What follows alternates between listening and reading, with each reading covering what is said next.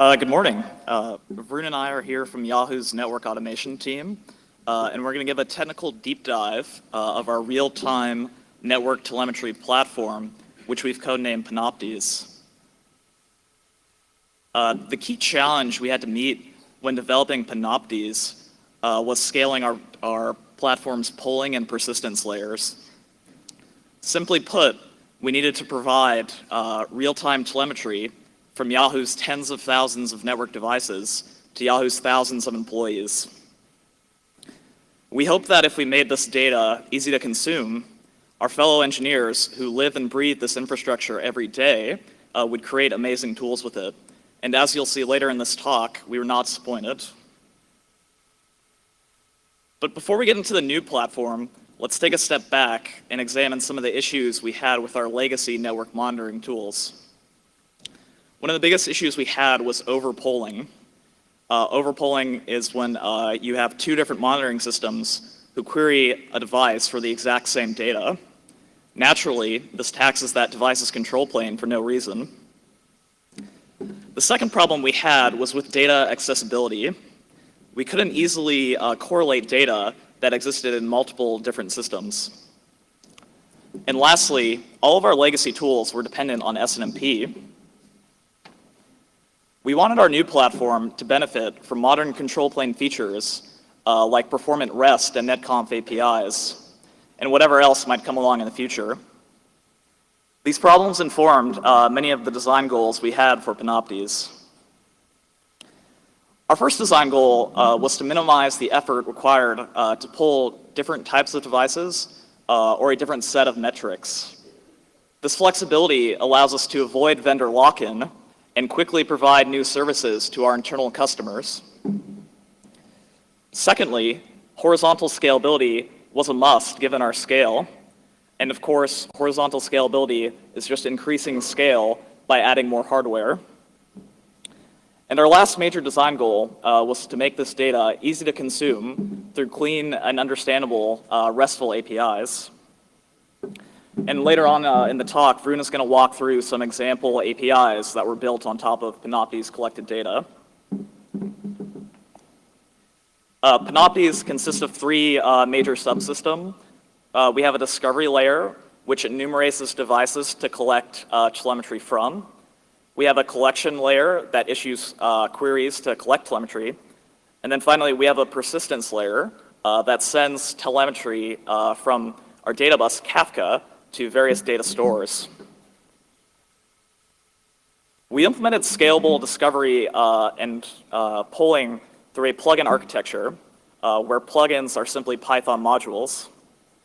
On the other hand, the persistence layer's main unit of work is a group of Python consumer processes which consume data from Kafka and load it into a configurable data store. With this high-level overview in mind, let's look at how Panoptes fits into Yahoo's production network. For the purpose of this talk, we'll consider our global network as a series of data centers, POPs, and pods connected by a backbone network. Within each data center and some POPs and pods, we have our three main Panoptes subsystems, our discovery, polling, and persistence layers. We chose to put a persistence layer in each data center because we wanted telemetry to still be accessible in the event of a network partition. In fact, you would not want to be without telemetry during a catastrophic event like a network partition. Later on in this talk, Varun will discuss the scenario in much more detail. But let's step through each layer in detail now, starting with polling. At the polling layer, we have our polling plugins, a Celery task queue, which queues polling plugin tasks for execution, and a series of poller hosts, which executes the task. As I mentioned earlier, a polling plugin is a Python module that targets a certain type of device. Within the module's code, we specify how to pull telemetry from that device. Python has emerged as the lingua franca of the network automation world, so we have ample open source libraries to use in our polling plugins, everything from SNMP engines to vendor-specific clients. So plugin scheduling begins at the discovery layer. The discovery layer calls an internal service to enumerate which devices to pull. For service resiliency, we cache this list of devices for 7 days. Again, this allows Panoptes to function in the event the central service is unavailable or down. Once we have our list of devices, we try to find a matching polling plugin by matching that device's metadata with each polling plugin's target information. Then, to actually execute the polling plugin, we place its task on the Celery task queue and wait for a poller host to fetch and execute that task. Here we see a polling host fetching tasks from Celery, executing those tasks by issuing their commands, and then placing the result onto Kafka for the persistence layer consumer process groups to handle. Now that we've talked about how we pull, let's take a look at what we pull. So Panoptes pulls dimensions, counters, and gauges. A dimension is a category expressed as a string. In this example, the dimension is the local address of a BGP adjacency, and the value is the string 1.1.1.1. A counter is a non-negative integer that increases monotonically. An example counter is the number of packets sent by an interface. You can also think of the counter like the odometer in your car. On the other hand, a gauge is a point-in-time measurement that increases or decreases, which is like the rate of packets set on an interface, or going with the car analogy, it's like the speedometer in your car. The goal of our polling layer is to produce a metrics group, which consists of these dimensions, counters, and gauges. Then, we place the metrics group onto the Kafka bus for the persistence layer to handle. But before we get to the persistence, let's take a quick look at how we implement our SNMP-based polling plugins. Again, our polling plugins do not have to be written in SNMP. This is just a subset of all the polling plugins we have in our repository.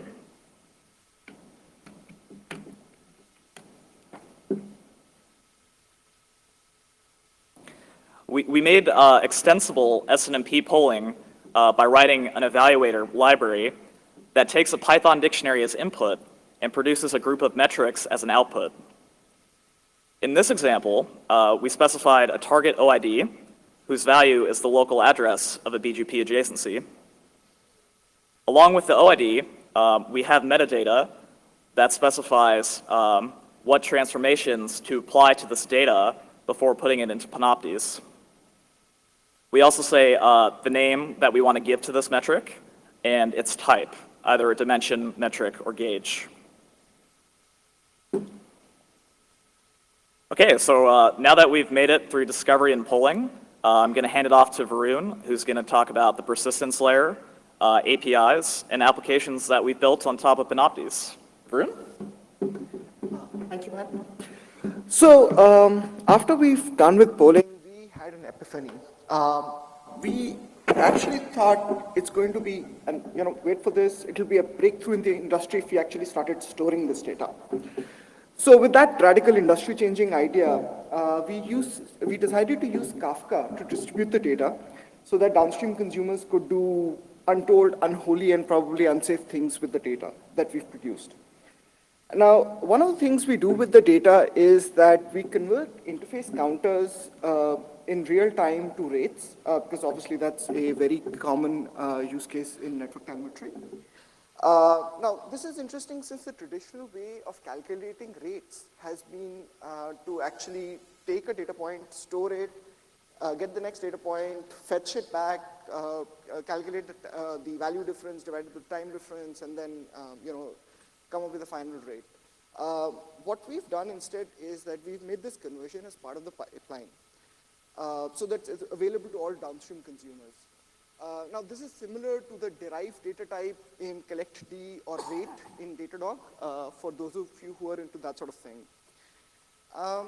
Of course, we had to solve various scaling problems to do this rate conversion at our data volume. Now, uh, this is a graphical view of what we're doing, what we mean when we say we have multiple consumers. We take the data that we've produced and we currently store it in two places. We store it in a centralized time series database that is available as a service within Yahoo. And we also store an in-colo cache in MySQL. And then through the rest of these slides, I'll talk about why we actually have an in-colo cache. You would also see that we have a dotted box and line for a future consumer. And the example future consumer we've shown here is Druid, which is actually another time series database. But after hearing some of the talks here, maybe we could work with the Sonata team or the Panda team to feed downstream telemetry to, or integrate with them as well. Now, next up, here is an example of the API that we have built on top of the data that we collect. Now, this API is built from the in-colo MySQL cache. The reasons were we obviously want the data to be available in case of a network partition that Matt has mentioned, and we also want it to be performant. The thing with time series databases is that they tend to be optimized for storing a large amount of data. They tend to be optimized for being able to run a lot of interesting aggregates against them, but they're not necessarily optimized for speed and returning one data point as fast as possible. And that's a problem we wanted to solve with building a custom API. Now, I know this blurring might remind you of products of the Japanese adult entertainment industry, but it's the best API ever. Okay. Here is what we actually do with that API. We've built custom visualizations, we built custom applications on top of this. This UI is actually used by network operators to troubleshoot things, to answer various questions, and actually even for capacity planning. Here is the view of what happens to the data that we send to our centralized telemetry store. The standard use case of sending this data is graphing, which you see up on the screen, and then being able to generate alerts as well. Now, one of the things that Matt has touched upon was what was very important for us was to make sure that we can survive network partitions. Now, when I say a network partition, I'm referring to one of our network sites not being available through the backbone. I'm not referring to a network partition within a network site, not a network partition within a data center. Because obviously, when a network partition happens, we would obviously want to use network telemetry data to be able to troubleshoot why the network partition happened. So the way we solve this problem is by data federation. What happens is that each data center actually knows about the metadata in all other data centers. So you can have a two-step process. In the first step, you can hit any data center and say, hey, I want to get telemetry about this device or various other filtering keys, not just the device name, there's a few others like devices which run this IP version or devices which belong to the site, et cetera, et cetera. It's a find API. And what that site would return you is a response saying that, hey, I don't have the data, but I know this site has the data. The response is a JSON object. And then what the client does is uses the response to follow and connect to the site which actually contains the data. Now, in the normal course of operations, what happens is this is all transparent to our users. The applications that we have and the wrapper libraries they have do this two-step call. And as far as the users are concerned, they ask a question and they get the results back. However, in the case of a network partition, what happens is that our network operators can reach any of these data centers through an out-of-band management network and do local queries. And you will see, like I said, that was the motivation of federating the data and not centralizing it. Now, the data we currently store in each data center is the last point-in-time data in MySQL. And we are considering and looking at using Druid as an in-colo longer-term metric store. So the operators could not only just ask what happened last, but what happened over the period of some time. With that, let's talk about the current status. So Panoptes is being deployed to all our production data centers, and we poll, process, store, index, cache millions of data points per minute. Yahoo service owners actually use the data that we're generating for their day-to-day operations as well as capacity planning. A recent win for the data that we've produced through this platform is that our load balancer operation team was able to use this data to ask how many VIPs have been configured but are not actually being utilized. And the answer was surprisingly a lot. So we were actually able to cut down about 25% of our load balancer resource utilization by analyzing the data that this platform had produced. A few lessons learned. So we knew going with Python would be the path of least resistance, as Matt had said, because it's becoming the choice of development language in the network DevOps world. And Python has delivered. It was easy and actually fun to code in Python, but it's also kind of slow. And the slowness of Python actually becomes glaringly obvious at our scale. Luckily, interacting with underlying C libraries through Python's easy, and we did kind of hand optimize scenarios. For example, we don't use the pure Python implementation of SNMP. We actually use a Python module which wraps the C libraries given by NetSNMP for speed. Another thing that we learned is that creating a look-alike network, which would even remotely mirror the complexity and scale of a production network, was going to be very expensive and time-consuming. So please don't ask me how we solved this problem. And finally, our bet that the best use for data we produce is not simply to feed it into an analysis or a reporting system, but to make it available to engineers has come true.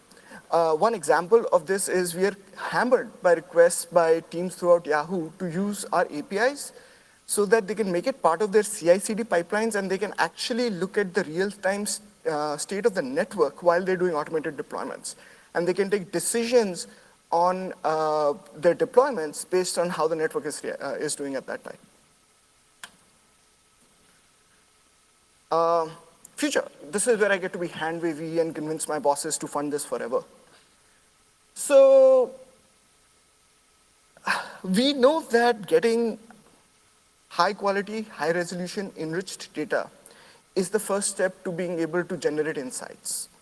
Thus, once we are close to solving the problem of collecting metrics at that scale and at that resolution, the obvious next step is to try and feed this data through machine learning and anomaly detection and possibly even use it for auto-remediation. Also, as Matt pointed out at the start of the presentation, SNMP, though it served our industry quite well, is showing its age. We have already incorporated vendor-specific API-based polling plugins, but one of the next things we want to do is also to support ingesting streaming telemetry from various devices into Panoptes. In terms of coverage within Yahoo, we would be extending Panoptes to poll all the rack switches. This will be an order of magnitude increase in the number of devices we poll, though only about a 3x increase in the number of metrics we generate. And the reason for that is that the current set of devices we poll actually covers a large surface area of Yahoo's network. And then finally, Panoptes would not have existed without open source, and therefore we have a mandate from our leadership to actually open source Panoptes. So hopefully in one of the future NANOGs, Matt and I would be in front of you announcing open sourcing of Panoptes. And finally, it was a big project, and a big shout out to Ian, Sean, Stormy, Sutha, Malcolm, Jess, and Vivek for making this happen. And with that, we will take questions. Wow. We stunned people into silence. David Hankins, Twitter. As a fellow monitoring developer, I'm more interested in sort of the performance characteristics of the system, what pulse cycle you've reached, and sort of maybe number of devices per core, number of devices per meg of RAM, however you measure that in terms of how you would scale it out. I assume you scale horizontally, so. Sure, yes. We do scale horizontally. I'll make a few comments about this.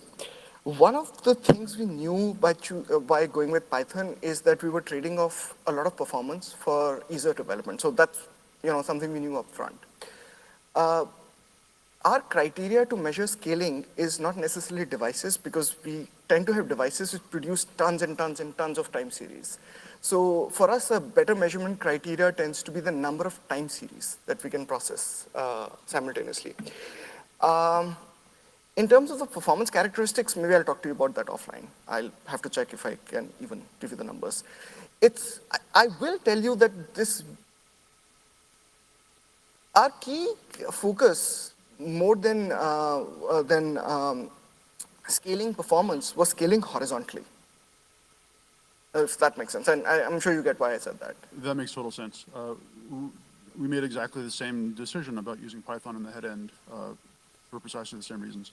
And also, I have merge request number 10 going to NetSNMP to push our version of the C bindings upstream. Awesome. We're solving those problems in parallel. Awesome. Yeah. We use EasySNMP, but we'll look at what you have. A fork of EasySNMP, actually.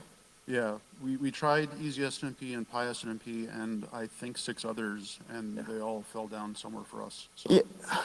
Actually, state of Python SNMP was quite appalling. It was sad to see it. I agree with you. I'm glad you guys are solving that problem.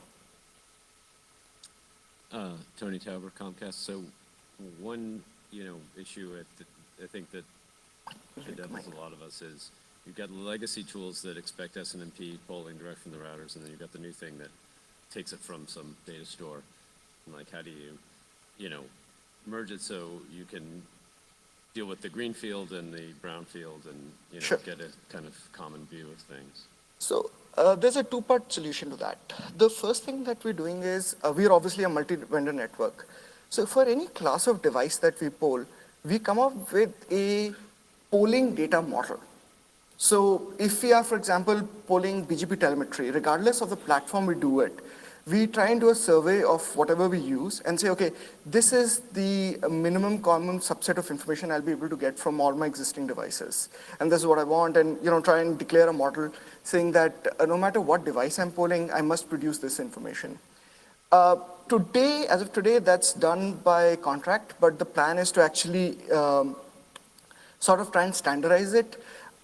I mean, I think of it as trying to declare, hopefully maybe an industry standard for what the data model of poll telemetry should look like, abstracting away vendor specifics. So that's one part.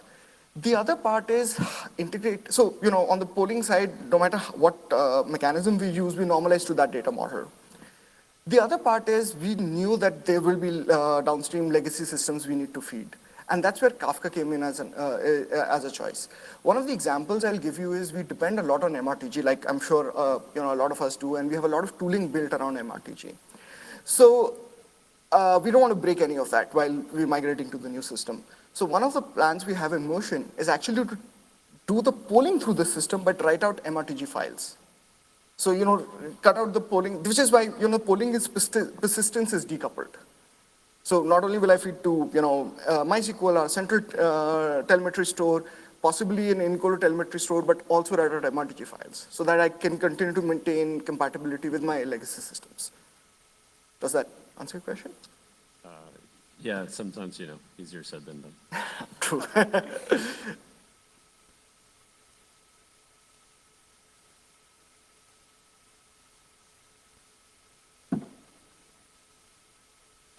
Okay, thank you guys.